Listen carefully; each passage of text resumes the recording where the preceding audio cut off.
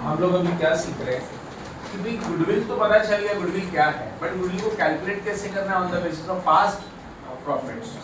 तो आप देख सकते हैं यहाँ पे हर जगह हमने प्रॉफिट्स का यूज किया है। अब आप बोलोगे एफएनपी क्या होता है? Future maintainable profit. एफएनपी का यूज हुआ है, यहाँ पे क्या यूज हुआ है? सुपर प्रॉफिट का यूज हुआ है ना। यहाँ पे भी हमने क्या यूज किया? एफएनपी। इधर भी क्या यूज हुआ है? Super profit. मतलब जब भी गुडविल कैलकुलेट करना रहेगा तो वहां पे हम दो टाइप की प्रॉफिट्स का यूज कर सकते हैं, एक तो एफएनपी का या फिर सुपर प्रॉफिट्स का। वो क्वेश्चन में बोला रहेगा। ओके, आगे क्वेश्चन मध्ये ते लोक सांगतात की तुम्ही कुठल्या मेथडनी करायचं आहे goodwill. They will mention you, अगर आपको ऐसा बोला रहेगा, सुनना सगळ्यांचं, calculate goodwill on the basis of 5 years of FMP, 5 years of purchase of FMP। ऐसा 5 years of purchase of FMP मतलब आपको ये यूज करना पड़ेगा। FMP into number of years of purchase, कितना दिया है? 5 years। FMP निकालो और number of years of purchase, बस FMP निकालना पड़ेगा। number of years of purchase question में गिवन रहता है। क्या बोला, समझ में आया? अगर आपको ऐसा बोला कैलकुलेट गुडविल FMP के बेसिस पे और उस FMP को इनटू करो number of years of purchase. अभी मैंने आपको बताया, समझो मेरा FMP 1 लाख है हर साल का, तो मैं 1 लाख इनटू क्या करूंगा? Number of years of purchase 5 होता है, तो number of years of purchase 5 रहेगा क्वेश्चन में। FMP हमें सिर्फ निकालना पड़ेगा, तो FMP into number of years of purchase. समझ में आ गया? तो गुडविल का ये पहला मेथड है, एकदम सिंपल मेथड है, FMP into number of years of purchase. Question में बोला रहेगा calculate FMP by number of years of purchase, तो FMP को into number of years of purchase से इनटू करना है। तो अपने को सिर्फ FMP निकालना है, उसको into number of years of purchase करो, गुडविल मिल जाएगा। कभी कभी लोग बोलेंगे number of years of purchase ही लेना है, बट उसको किससे मल्टीप्लाई करना है? Super profit. So they will give you calculate goodwill by super profit method into number of years of purchase. तो super profit into number of years of purchase. अच्छा, अब बच्चे बोलेंगे सुपर प्रॉफिट क्या होता है? यस सर, सुपर प्रॉफिट कैसे निकालना पड़ेगा? FMP minus normal profit. मतलब FMP भी निकालना पड़ेगा और नॉर्मल प्रॉफिट भी निकालना पड़ेगा। FMP और नॉर्मल प्रॉफिट का जो डिफरेंस रहेगा that will be called as what? तो मुझे बताओ सर, सुपर प्रॉफिट कैसे मिलेगा आपको? FMP निकालो, नॉर्मल प्रॉफिट निकालो, माइनस। अब बच्चे बोलेंगे सर नॉर्मल प्रॉफिट कैसे मिलेगा? FMP तो आ गया हमको निकालने के लिए, है ना? FMP तो निकालेंगे। अब नॉर्मल प्रॉफिट कैसे निकालना? उसके लिए फॉर्मूला क्या है? Capital employed into NRR divided by 100। अच्छा, कैपिटल एम्प्लॉयड भी निकालना पड़ेगा, फिर उसको इनटू किससे करना पड़ेगा? Normal rate of interest. मतलब जब भी क्वेश्चन में सुपर प्रॉफिट चाहिए, क्या चाहिए सर? Super profit. तो कितना स्टेप लेना पड़ेगा? देखो, पहले FMP निकालो, FMP के बाद नॉर्मल प्रॉफिट निकालो, बट नॉर्मल प्रॉफिट के लिए क्या चाहिए अपने? Capital employed. मतलब we have to calculate FMP capital employed, उसको इनटू नॉर्मल प्रॉफिट निकालो, फिर सुपर प्रॉफिट निकालो। मतलब ये सब स्टेप लेने पड़ेंगे सर। कब सर ये सब स्टेप कब लेने का? यस, तो सुपर प्रॉफिट बोला क्वेश्चन में, तो दिमाग में रखो FMP भी निकालना है, कैपिटल एम्प्लॉयड भी निकालना है, उसके बेसिस पे नॉर्मल प्रॉफिट निकालना है, फिर सुपर प्रॉफिट निकालना है। सब स्टेप लेना पड़ेगा। अच्छा, बच्चे बोलेंगे सुपर प्रॉफिट क्या होता है? सर देखो, एक एग्जांपल लेते हैं।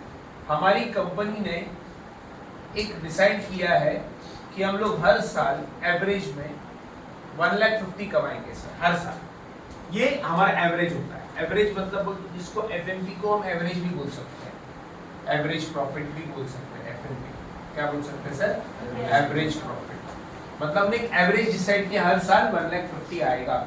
बट हमने अगर समझो किसी साल में 2 लाख अर्न कर लिया, तो ये जो ऊपर 50,000 रुपए आए हैं एक्स्ट्रा, वो क्या होगा? Super profit. म्हणजे आपण एवरेज प्रॉफिट पेक्षा जर जास्त अर्न केलं, नॉर्मल प्रॉफिट, याद रखें, सॉरी नॉर्मल प्रॉफिट ये था मेरा, ये क्या है सर मेरा? Normal profit. और ये मेरी एवरेज प्रॉफिट है, FMP है मेरी, याद रखें। ये हर साल में इतना कमाता हूँ, और मेरी नॉर्मल प्रॉफिट कितनी है? 1,50,000। नॉर्मल प्रॉफिट मतलब इतना कमाना चाहिए हमको। नॉर्मल प्रॉफिट कितना कमाना चाहिए? 1,50,000। और एवरेज हमने कितना कमाया है? 2 लाख। तो आपने 50,000 रुपए ज्यादा अर्न किए, that is called super profit. समझ में आया? मतलब नॉर्मल प्रॉफिट से अगर हम ज्यादा कमाते हैं तो जो एक्सेस कमाया है, एक्स्ट्रा कमाया, that is called super profit. तो यहाँ पे बताओ मेरी एफएमपी कितनी है, 2 लाख है। नॉर्मल प्रॉफिट कितनी है बेटा, 1,50,000। तो बताओ मेरी सुपर प्रॉफिट कितनी आ रही है। तो what is super profit? Super profit means whenever company is earning extra, ये एक्सेस देन नॉर्मल प्रॉफिट, मतलब नॉर्मल प्रॉफिट पेक्षा जास्त अर्न केलं, नॉर्मल प्रॉफिट से ज्यादा कमाया, तो हम उसको क्या बोलेंगे सर, सुपर प्रॉफिट। मतलब जब आपकी एफएमपी जो है, एफएमपी हमारी 2 लाख रुपीस है, एफएमपी को मैंने बोला एवरेज प्रॉफिट जो हमने कमाया है, और नॉर्मल प्रॉफिट कितना कमाना चाहिए था, 1,50,000, तो मेरी सुपर प्रॉफिट कितनी आएगी, 15,000। समझ में आया क्या? तो super profit is what? Super profit means whenever your FMP is more than the normal profit. आपकी एफएमपी या एवरेज प्रॉफिट ज्यादा है किससे, नॉर्मल प्रॉफिट से, तो उसको हम सुपर प्रॉफिट बोलते हैं। Clear with this? तो सुपर प्रॉफिट निकालने के लिए क्या क्या चाहिए, एफएमपी चाहिए, नॉर्मल प्रॉफिट चाहिए। अब नॉर्मल प्रॉफिट कैसे मिलेगा सर, उसके लिए कैपिटल एम्प्लॉयड भी चाहिए। तो हम लोग को ये 4 चीज निकालनी है, सुपर प्रॉफिट आया तो पहले FMP, capital employed, normal profit and super profit. फिर यहाँ पे समझ में आया? अच्छा, ये 2 मेथड है, number of years of purchase, number of years of purchase लगेगा, ये है कैपिटलाइजेशन मेथड। अच्छा, आपको बोला रहेगा कैपिटलाइजेशन ऑफ एफएमपी, तो फार्मूला क्या लगेगा sir, FMP into 100 divide by NRR minus what, यहाँ पे सुपर प्रॉफिट चाहिए क्या, क्या चाहिए यहाँ पे, एफएमपी और कैपिटल एम्प्लॉयड, बस 2 स्टेप लेना पड़ेगा, एफएमपी और कैपिटल एम्प्लॉयड। अच्छा, इधर क्या लेना पड़ेगा, कैपिटलाइजेशन ऑफ सुपर प्रॉफिट। तो क्या सुपर प्रॉफिट आया तो 4 स्टेप, पहला एफएमपी निकालो, कैपिटल एम्प्लॉयड निकालो, नॉर्मल प्रॉफिट निकालो, सुपर प्रॉफिट, देन इस फार्मूले में यूज करके गुडविल निकालना है। समझ में आया? म्हणजे जिथे सुपर प्रॉफिट आला ना रोहित, तिथे 4 स्टेप घ्यायचे आहेत तुम्हाला।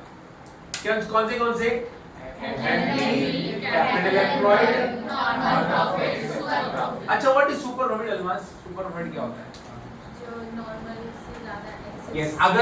अगर हमारी एफएमपी फ्यूचर मेंटेनेबल प्रॉफिट या हमारी एवरेज प्रॉफिट अगर नॉर्मल प्रॉफिट से ज्यादा होती है, तो जो एक्सेस अमाउंट है that is called super profit. अब हमने एफएमपी कितना लिया है बेटा एग्जाम में, yes, my 2 lakh is my average profit जो मैं हर साल अर्न करता हूं, और मेरी नॉर्मल प्रॉफिट कितनी है सर, तो means I have earn normal profit पेक्षा जास्त। इस नॉर्मल प्रॉफिट को स्टैंडर्ड प्रॉफिट भी बोलते हैं। क्या बोलते हैं सर, स्टैंडर्ड प्रॉफिट। एक स्टैंडर्ड फिक्स किया, टारगेट फिक्स किया आपने कि 1.5 लाख कमाना है, बट आपने 1.5 लाख से ज्यादा कमा लिया, तो उसको क्या बोलेंगे सर, सुपर प्रॉफिट कमाया। समझ में आया?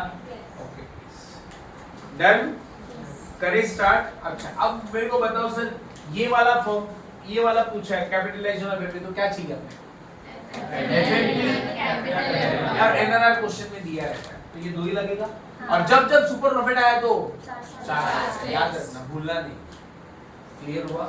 चलो अब देखो, इसमें ना सुपर प्रॉफिट तो मिल जाएंगे, ये दोनों रहेगा हमारे पास। नॉर्मल प्रॉफिट कब मिलेगा, जब आज हम लोग फ्यूचर मेंटेनेबल प्रॉफिट निकालना सीखने वाले हैं और कैपिटल एम्प्लॉयड निकालना सीखने वाले हैं।